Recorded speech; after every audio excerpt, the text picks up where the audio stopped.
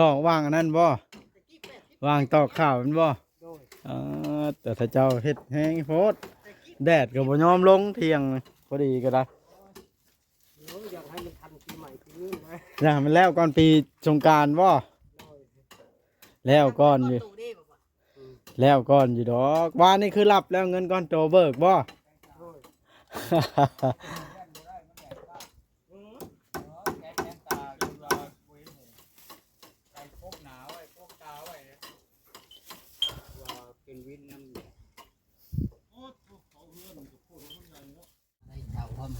เอาเสาประตูละพันเอานำเงินขายดินอันนั้นหาเงินลงทุนเลยมาลงทุนเฮ็ดอยู่พี่บ่อยู่โนนสันหั่นน่ะทั้งซื้อดินทั้งเฮ็ดเฮือนให้แม่นบ่แม่นในเงินตัวขายเฮือนหั่นเนาะเงินตัวนั้นแล้วไม่ใช่เนี่ยไปง่ายแต่ผู้ใหญ่เพิ่นก็ได้เพิ่มเติมอยู่มันบ่แล้วเนาะเพิ่นว่าเนื้อใดเพิ่นก็ได้ตื่มอยู่แล้วทั้งเฮ็ดห้องน้ำทั้งจังเลยมันได้เพิ่มตื่มหลายมันมีเฮือนมันต้องมีห้องน้ำ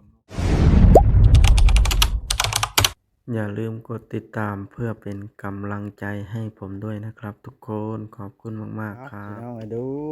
เปิดภาพขึ้นกับป๊อดต่อเข้ามาตอนเที่ยงผ้ามาเบิ่งสร้างเฮ็ดเฮือนน้องแต่พี่น้องเลยมากระเป๋าโอริมาเนี่ย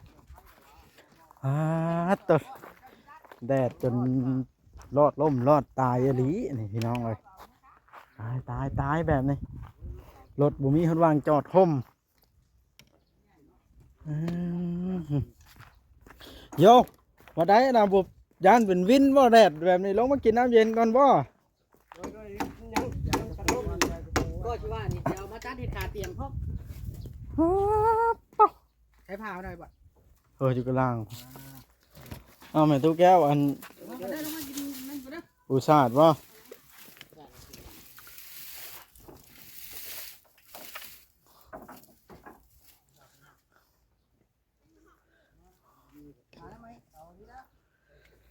ผ้าไม่ว่าไม่เจ้า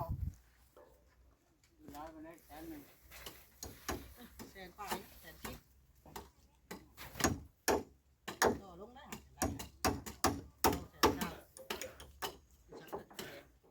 ต้องว่างอันนั้นบ่ว่างตอกข้าวมันบ่แต่ถ้าเจ้าเฮ็ดแห้งโพดแดดก็บ่ยอมลงเที่ยงพอดีก็ได้อยากให้มันทันปีใหม่ปีนี้นะอยากให้มันแล้วก่อนปีสงกรานต์บ่แล้วก่อนอยู่ดอกว่านี่คือรับแล้วเงินก่อนโตเบิกบ่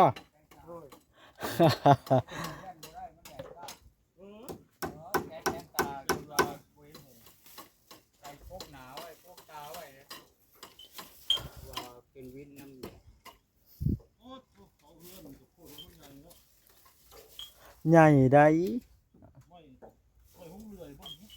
ไม่ชื่อว่าได้หุ้มเรือได้ป่ะครับไม่เขาเรือเขือเนาะเขาตัดเขือเขาพอแล้วจะไปถากน้ำเขามันเมื่อย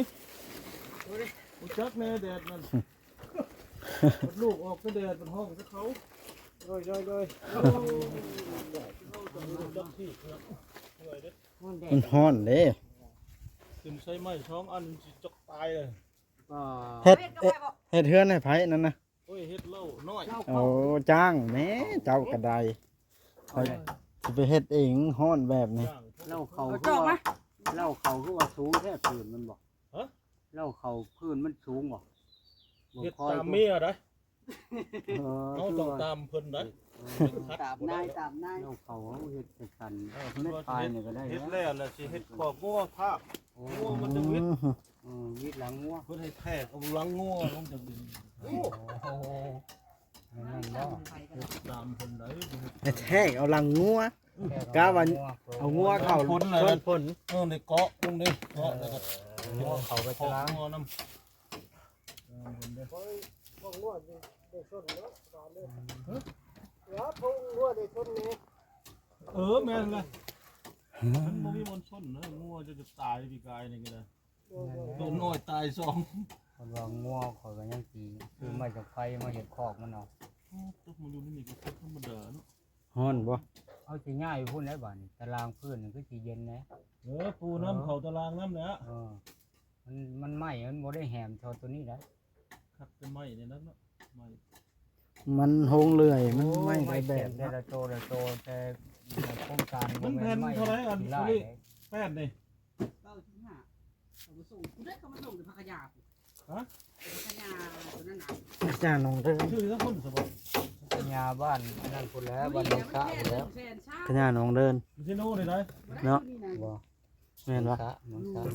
นี่เด้บ้านตรงนี้น้อย เป็นยาน้องเดินแบบแท้ผู้ใช้อยู่ไหน แม่นปะ แค่เศร้า มีบ่ผู้ใช้อัน เป็นแนวปุ๊กๆเลย พวกแห้งเด็ด มันเลยจะคิดแพนนี่นะมันพอได้ปูแล้วนะ แทนก็ตัวได้เข้าแทน มันเป็นไม้รวมนะตัวนี้นะ เข้าแทน มันจะไม้ใช่ เลยเนี่ยแล้วขอเพียงแต่มันเลื่อยมัน แข็งคักได้ไหม แคบดี ไม่อันนี้ไม่นี่โยคักแล้วไม่อันนี้ ในตัวแก้วเฮ็ดหยังชูสร้างกินมา โอ้ นี่ เจ้า ค่อยอันนั้นได้ค่อยลวกไข่ โอ้ยปีทำนิดคนที่เอา คนกินเอาป้าเพิ่นว่านี่เพิ่นบ่ได้กินเพิ่นบ่ได้เบิ่งเนาะมากินจนเบิดแล้ว คือควายแก่ แก่ก็ห้อยตี ควายบกเลย เขาก็ตามเขาแล้วก็ตอก็บริถอก็ได้ตั้ง เอ หนูเนื้อน้ำเป็นกองทัพบริเวณแต่ละคืน บ่ได้บ่ได้ หนูดำปะ หนูเฮือนนะมันเขาไปกินเขา นั่นแล้วหนูดำต้องซื้ออันแนวมาติด ไล่กันนี่บุมันธรรมดาเลย หนูนี่จะต้องใส่กระนังเล็กเดี๋ยวออกมา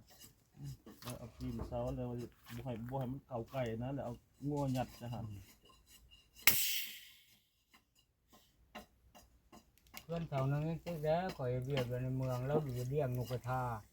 เพราะมันไปกินห้ำอยู่ในขางเรือนเจ้าหางทำพี่ช้างเนี่ยห้ามนอนแล้วก็เลี้ยงนกกระทาเนี่ยว่าตัวบางจนว่าหัวกำอยู่ในขางเรือนเราหนูมันตัวน้อยไรหนูบางใหญ่มัน ไม่เนาะ ชาวต้น ครับโอ้แหนมละเรือน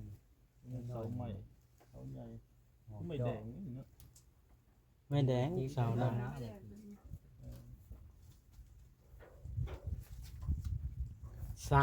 สามแนวนะเนาะไม่แดงไม่จิกไม่หังมีแต่ไม้เนื้อแข็ง ตีใหม่ช่องบาแล้วลงมายันเอายันซอกเขาเป็นคนดัน เนี่ยนะ มันคือ เด้อลุงกำดีนะลุงมากิน บ้านในไว้บ่ น้ำเย็นกันเอาน้ำหยัง ก็มา น้ำเขียวได้ อันนั้นก่อนมาเอา มันกินว่าน้ำขวด โอ้มันงอดตอดเป็นเงียวออก ได้ยังอาหารวันนี้ช่าง โอ้ขว่ายังบ่ทันมีอย่างไรคนว่าเฮ็ดไข่อยู่ว่ามันยัง น้ำเขียวให้ เจ้าออกไป เพิ่น ชื่อไหม ได้ลวกไข่ห้อยไว้อยู่ดิ ออกไปชื่อ จักสิกินยังนะคนอยากกินมันฮ้อน โอ้ยังคืออยากกินหันกินนี่แล้วมันฮ้อน พ่อใหญ่บ้าน กินแต่น้ำนี่แหละ เอาน้ำเขียว ฮ้อนหลาย เอาลุงอันนิดอย่าน้ำเขียว อืม มันฮ้อนเลย ขอบใจ เอาลุงทำดีลุงมาเงินให้เลยบุกเป็นฮ้อนแห้งลายก็ได้ตกได้เจ้าเมื่อยสักก้อน ทำใกล้ทีเลิกแล้วว่าจะผมปูนเทตีนมันไว้เลยมันมังเทตีนมันไว้แล้วครับสบายยันขี้ดินมันลงโกนคนน้ำเทตีนมันไว้ใครเมื่อก่อนเอาเบี้ยเลี้ยงตีน ชาติกินแล้วเล่าบ่ลงทุน น้ำหุ่งหรือว่าได้ไหมครับ นี่ฮะเล่าก็ ได้ ได้ ห้อนอยู่บ่อยู่ทึ่งเลย ใครก็พิงใครอยู่เบิ่งคักแล้ว วันเลยกินขอบเลย โอ้บ่ไหวแล้วเลย ไว้หวานเลย โว้ยวานนี่มันบ่ซ้ำนี้ มันเอาชื่อวานนี่วันนี้ใหม่มา สบายดี โดยสบายดี บ่แล้ว เอากินน้ำก่อนลุง โดย ฮ้อนแห้งนี่ มาว่าเขา ไฟผ้าสิบ่มา เขาจ้ะ เฮ็ดได้สินอนได้ ชั่วโมงเดียว ไปอยู่กันซ้ำนั่นแล้วบ่มา เป็ เป็น น ทั่วโลกนะ เออ ปีหนึงมีเท่านึงประหยัดไฟฟ้าชั่วโมงนึง จะว่ามือประหยัดภัย มือประหยัดไฟ ใจ แล้ว ละ จะหยุดขายน้ำมันอีกมือนึงมือเดียว อยู่ไหมอยู่ไหม แล้วตะวันออกกลางมันเป็นน่ะเด้อ แม่นนะ โอ้ย อินเทอร์เน็ตชั่วโมงเดียวนั่นนะ มัน คือว่าคู่กันฉะนั้นมันเพิ่นสิตัดสัญญาณเห็นในข่าว อืม ย่านได้ตัวเองในผู้เฮ็ดอันเกี่ยวเฮ็ดงานเกี่ยวกับสัญญาณ แต่ นี่ สัญญาณน่ะพอแห้งแล้วหมออ่า เอ้าเขามาบ่จักแนวเฮ็ดมันตัดได้บ่อีหลาน หมออิหร่านมันลงพื้นน้ำ ทำผ่านประเทศมัน โอ้สายไฟมันบางใหญ่ได้มันลงพื้นน้ำผม อีหลานมันบ่ โอ้ ได้จักทีบ มัน เลย ตั นะ ดถิ่นบ่อยมี นะมันยิ่งหน่อยมีสิทธิ์มีเสียงออกกฎหมายก็ออกคันพัวตีคันกระดูกบ่หักบ่ให้มีความผิดประเทศที่บ้า ก็เป็นผู้หญิงเสียเปรียบเนาะ เสียเปลี่ยนทุกอย่างบ่ให้เรียนหนังสือบ่ให้รับราชการให้อยู่ที่เฮือน ให้เฮ็ดแต่กินอย่างเดียว แต่ว่าบ่ให้โชว์หน้าอีกเห็นว่าเขาใส่ผ้าคลุมนะ บ่ให้อ้างความงาม บ่ ย่านผู้อื่นมักนำนะความหมายฟังเว้านี่เนาะ เอาว่าตายประเทศอื่น รับปากีสถานอัฟกานิสถานรับอิหร่าน ที่บ้า 3-4ประเทศ พุทธศาสนาเพิ่นศาสนาอีจังสาธารณรัฐอิสลามอิหร่าน นี่เรื่องธรรมดาความร้อนเนาะ เจ้าจะไปอันนั้นบ่เจ้าเลือกเอารถยังกินนะเอาจะบนเชื่อมาช่วย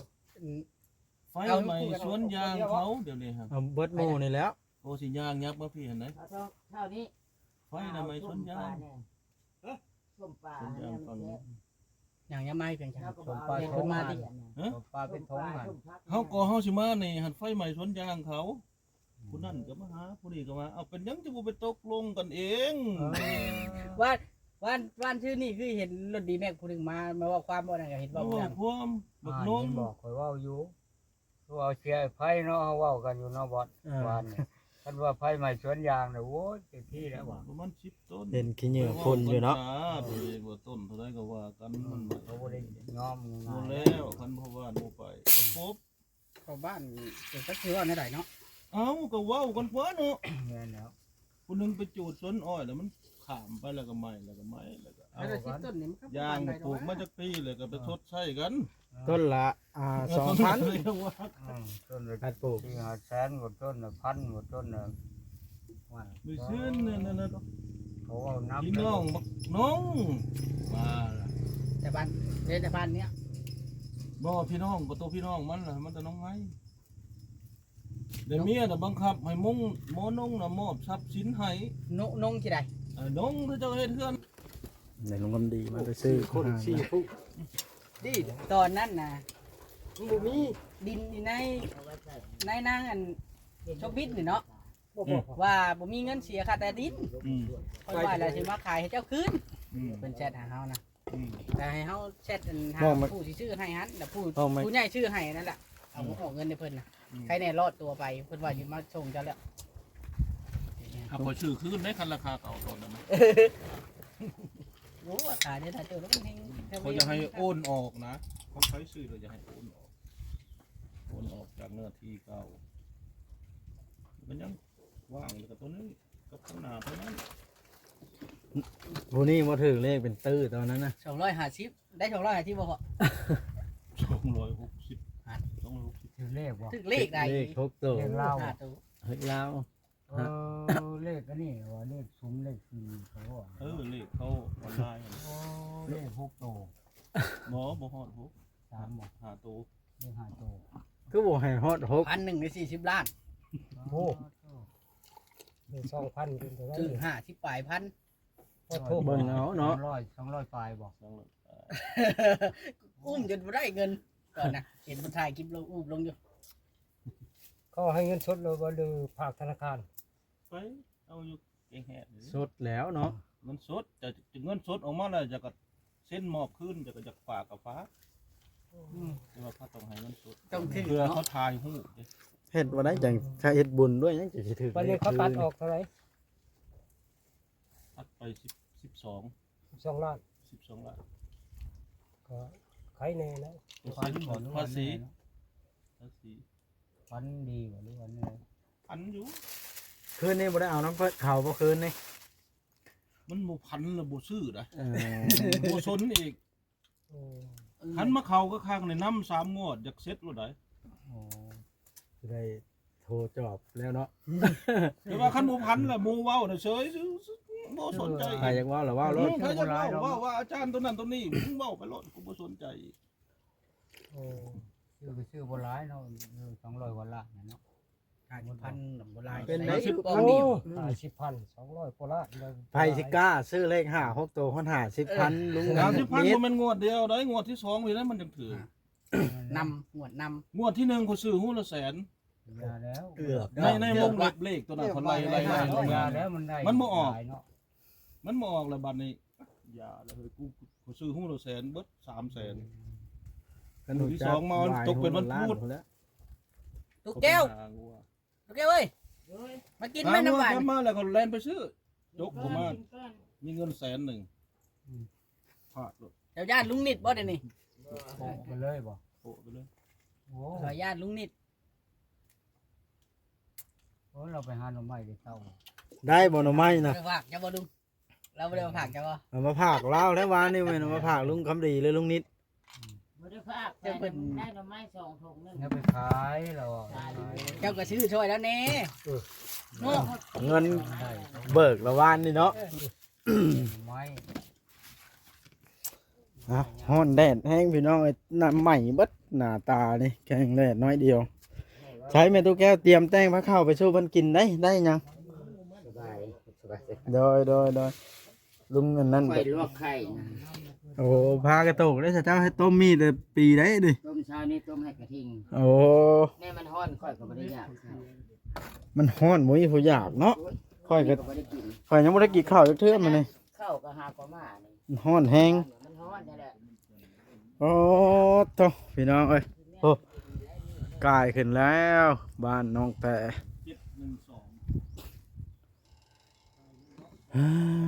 พี่น้องเอ้ยเอาบาทนี่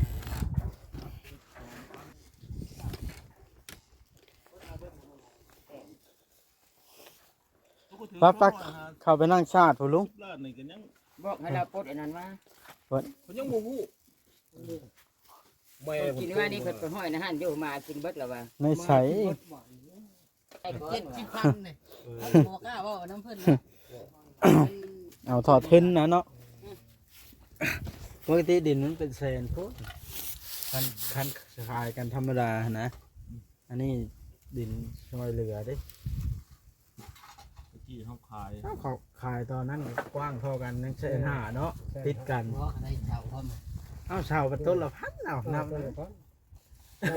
งินขายดินอันนั้นหาเงินลงทุนเลยมาลงทุนเฮ็ดอยู่พี่บ่อยู่โนนสันหั่นน่ะทั้งซื้อดินทั้งเฮ็ดเฮือนให้แม่นบ่ แม่น อ๋อในเงินตัวขายเฮือนหั่นเนาะ เงินตัวนั้นแล้วไม่ชื่อน่ะ น้ำไปน้ำมัน แต่ผู้ใหญ่เพิ่นก็ได้เพิ่มเติมอยู่มันบ่แล้วเนาะ อืม เพิ่นว่าเมื่อใดเพิ่นก็ได้ตื่มอยู่แล้วทั้งเฮ็ดห้องน้ำทั้งที่จังเลย เออ มันได้เพิ่มตื่มหลาย มันมีเฮือนมันต้องมีห้องน้ำเนาะอันนี้มันเป็นได้บ่อยู่ไผมาซอยเด้อโอลิ ชาวเทืองนี่บ่ เทือกนี่ เป็นจังซี่เนาะ เป็นเด้อ แล้วไปอยู่ใส่กูมือนี่คือบ่เห็น อยู่ในเฮือนนะเข้ามาพูดตื่นมาเข้ามา แล้วบ่มีผู้พาอยู่เนาะมันยากน้ำแล้วเอามาอยู่กับบ่มีน้ำใช้ชาวเทือง มันบ่แม่นบ่มีน้ำใส่มันแบบนี้คันเฮาเบิ่งทัศนะแล้วแบบคนขาด เปล่าตรงๆว่านะ เว้าแนวมันแบบมันจบ มันยังบ่แก้วไปไข่บ่แดกบาดนี่มันเริ่มหายกันแล้วทั้ง วัน นี้ นี้มักจำเด้ น้ำเพิ่นมาเฮ็ดให้เลยเด้ ได้อยู่ดีบอกเพื่อนเจ้าได้อยู่คือเอาเนาะ น้ำเพิ่นมาเฮ็ดให้เลย บ่แห้งเนาะน้ำจะเป็น ถึงว่าเฮาบ่มีเครื่องสูบก็ยากเขาเพิ่นมีบนสูบ แม่น โยกขึ้นมาใส่ได้ก็ต้องอยู่กับมันซะก่อน คุณน้ำ จะเป็นหยัง บ่น้ำจะลงไปใส่ แต่ว่าน้ำแถวนี้มันจะคืนมันจะแห้งมันค่อยเจาะหอด2บ่อพุ่นนะมันจะกลุ่ม คันเจาะวันนี้จะไปเจาะข้างของชาววันชัย มันเจาะให้มันมีแนวสูบมันก็ ไป ต้อง กัน สูบเอา เจ้า ก่อน ไล่กันบ่ได้แล้วมันบ่ออกแล้ว มันเป็นหยังล่ะ เอ้ามันลงใส่ตัวนั้นหมด มันญาติกันบ่ มันญาติกัน ญาติแล้วก็ยวกก่อนเท่านั้นแล้ว ญาติกัน ว่าเนาะยากกัน เอ้ามันน้ำแห้งได้นะฮะ ได้ ยังสูบได้อยู่บ่ล่ะสูบได้อยู่ที่ไหน ได้อยู่มันได้น้อย ได้หน่อยบ่ต้องไป อยก็หน่อยนะ นี่เจ้ามันเป็นหยังมันขุ่นแค่ใดนี่เนี่ย ฉันชูเขาชู มัน ลาย คนบ่สูบ บ่สูบ คนใส่ไปเรื่อยๆมันก็ บ่ตั้งมันขุ่นพอ ขุ่น ตัวนี้นะขุ่นอยู่หั่น ผมหาคู่ใส่ขัดเดี๋ยว ยามวายแม่นี่เนาะ ย่างพ่นแล้วมีตะกี้ดิ ว่า ว่ากินยังตายอุ่น สร้างหน่วยนี้นะ แล้วได้สิทางใหม่ มันมี2บ่อหนึงกับบ่อเตียงเป็นไหขอเล่นๆซื่อๆดอก ยังใช้ได้อยู่บ่ตอนนั้น ได้เล่นอยู่บ้างเลยเอาโทรลงให้เฮาโคตรหันโคตรดีนะครับเตียงคล้องมาในเฮือนเดี๋ยวคอเฉยๆแล้วจอกให้ เรามาเบิ่งเนาะ ราคากระเจาะให้ปีนี้ปะ โอ้หลายปีเลยไหม อ๋อ แต่เขายังบ่ได้ไปเฮ็ดเฮือนพี่